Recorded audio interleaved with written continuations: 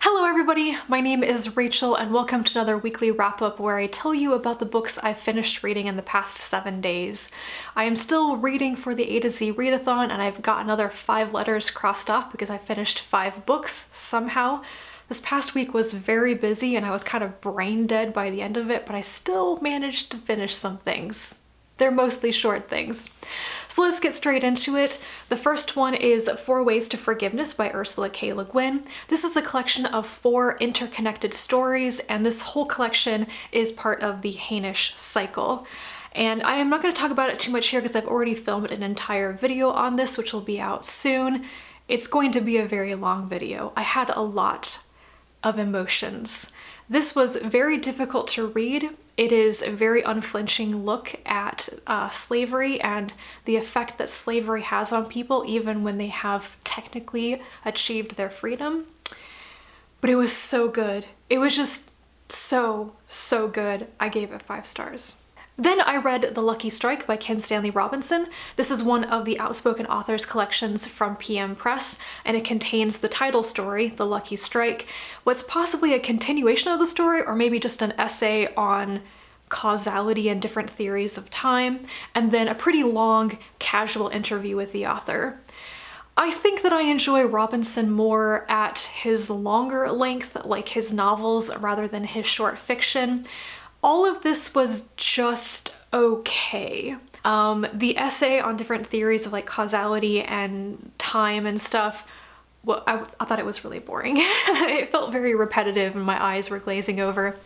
And then the title story itself was probably like the most engaging piece in here, even though it's a time period and a subject matter that I'm not as interested in. It is an alternate history take on the bombings of Hiroshima and Nagasaki during World War II. In this timeline, the original team that flew the Enola Gay, which dropped the atomic bomb on Hiroshima, were actually killed in an accident prior to the event, and the backup team on the plane, the Lucky Strike, went instead, and one of the men who was responsible for actually dropping the bomb, for aiming and targeting it and releasing it, intentionally delays it so that the bomb does not actually drop on Hiroshima but outside the city limits and doesn't kill as many people. It changes the course of history after these events and kind of like how the world reacts and responds to these weapons of mass destruction and things like that. Just the political landscape changes. So it's one of those stories that asks, if a small thing changes, can it have humongous consequences or none at all, essentially? And I like the question that it's asking. I like seeing, you know, the different way things could have gone, but this is a World War II story that involves actual, you know, armed conflict, and I don't like stories like this. I don't really care to read things during the World War II period, especially if they are about, you know, actual feet on the ground or, you know, planes dropping bombs and stuff.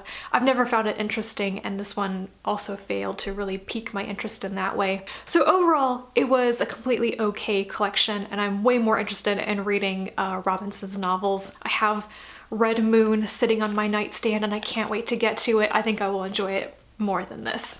The next thing that I finished reading is also alternate history, and that is Pavane by Keith Roberts. The premise of this is that in the 1500s, Queen Elizabeth I dies very early on in her reign, and then the Spanish Armada is not defeated by England. Instead, Spain conquers England and brings the Catholic Church and the Spanish Inquisition with them. And this allows the Catholic Church to maintain its like stranglehold and control of most of the world up through the modern day, through the 20th century. So it sort of first begins with the events in the 1500s, but all the stories are set in the 20th century. I believe the first story is set in like 1968, one of the middle stories is in 1985, and so on. So they are in chronological order and kind of build on these small, subtle changes of the previous stories.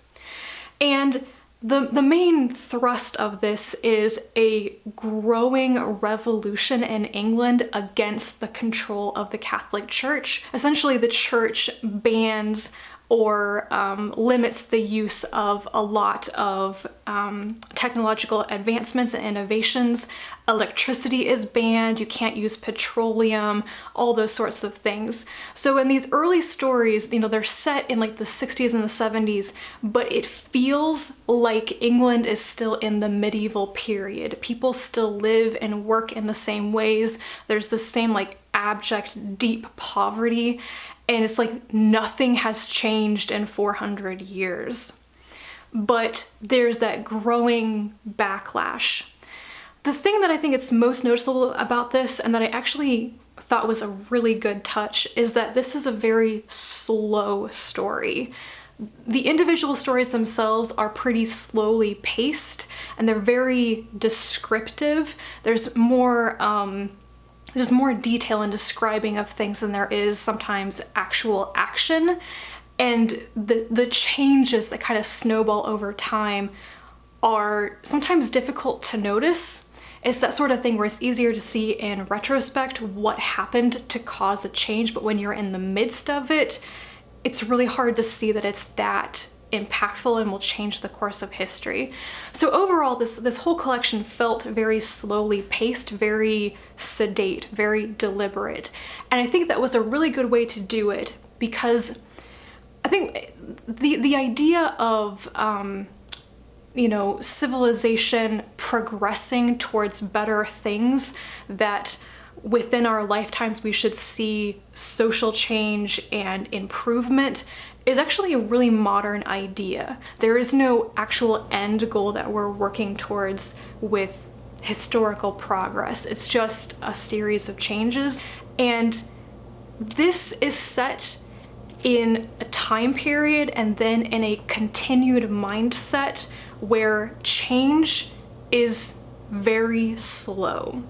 When this like concept of improvement, you know, progressive improvement over time, that's what we're aiming for as a society, that's what time is for, that doesn't really exist here. I have a feeling that idea, that way of thinking about time and social change might have kind of had its roots in the Tudor period, maybe like Thomas More and the humanists and stuff, but I didn't have a chance to go read up on that to figure out if my suspicion was true or not.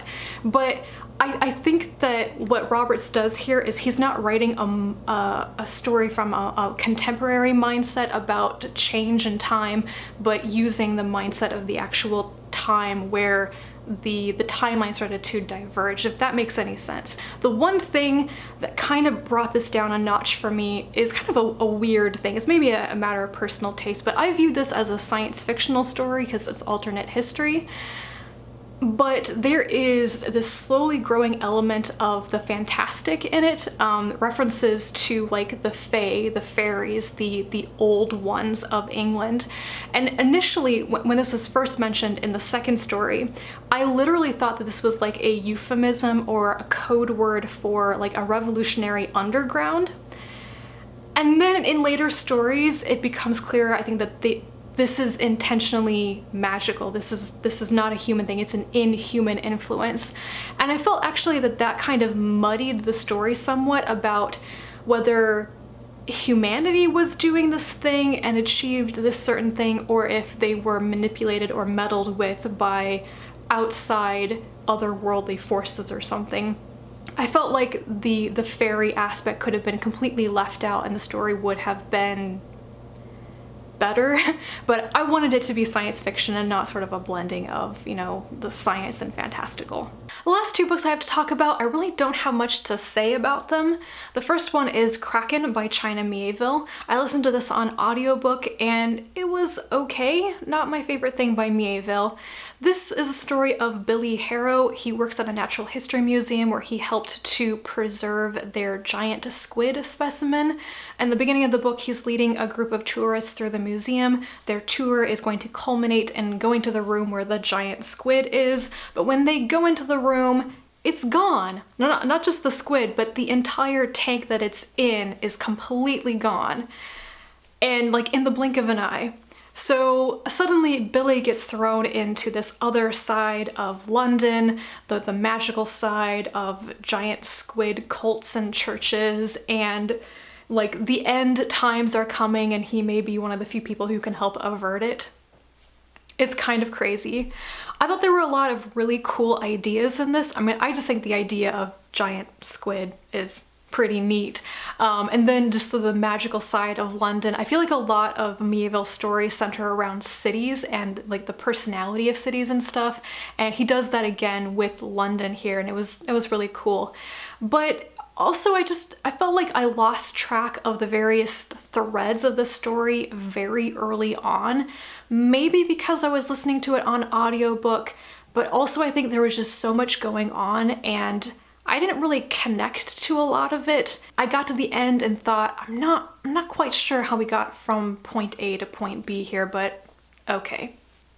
It was okay. The last thing that I finished is The Jewels of Abdur by Samuel R. Delany. This is one of his earliest novels. I think it was published when he was about 20 years old. So a strong beginning, but not one of his best books. This is a pretty formulaic and predictable story, but it is written well and it is carried off pretty well. I'm going to call this science fiction. There are some elements of it, especially the jewels themselves, which are kind of talked about as if they are magical, and there are, you know, priestesses and gods and goddesses and stuff, but the setting is definitely post-apocalyptic, like hundreds of years after a war devastated the world. So I felt like much of what is referred to as magic was really just technology that people didn't understand. Like, you have characters who have no idea what electricity is, so obviously if they see it or a nuclear reactor, they do not know what it is, they think it's magic. So really it's a quest where some men get asked by a priestess of the goddess Argo to retrieve the third and final Jewel of Aptor, and also to rescue her daughter, or granddaughter, whichever one, who's been kidnapped by Aptor, this other country. It's a quest for what appear to be magical objects and whether anybody should have control of those objects in the end or not. So it was a quick, easy read. I thought it was okay. I think you can definitely see the beginning of Delany's skill with words. He's a very talented writer, and I think that was obvious from the very beginning. But in terms of like the predictability of the story, the cliche elements and stuff, I think this is definitely an obviously early work, and his later stuff is more complex than this. So glad I read it. It was enjoyable, and I will continue reading things by Delany. And that is everything that I read this past week. I am still in the midst of reading things for the A to Z readathon, and I will surely start more things over the next couple of days as I move into the slower holiday period. I am currently halfway through Gatecrashers by Patrick Tomlinson. This is a really fun book, but I think I'm getting a bit tired of how jokey it is. I want it to be shorter and punchier, basically. I feel like the point of the story is more how to get to the jokes than to get to the plot sometimes. I also started reading Ilium by Dan Simmons. Yeah, this is a humongous book. It's over 700 pages long. I had a shorter book on my TBR for the letter I, and I decided to read this one instead because the last 2 weeks of A to Z readathon coincide with Tome Topple, and I really want to get this book read by the end of the year. And today I will probably start and finish Report from Planet Midnight by Nalo Hopkinson. I need to finish another short thing to get back on track with reading one book per day. So this will be next. And then over Thanksgiving, I'll probably start a couple of the translated novels that are on my TBR. I have 2 Japanese science fiction novels that I really want to read for the A to Z readathon because I need to finish a couple more translated works by the end of the year to really hit my goal for translations this year. So that is what is up with me. A lot of things. I'm not as busy as I was during the first couple weeks of November, but I think I need to slow down a little bit and take some time and let my brain reboot. We'll see. So let me know if you've read any of the books that I've talked about today. Leave me a comment down below because I would love to hear from you. Thank you so much for watching, and I will talk to you again soon. And until then, bye.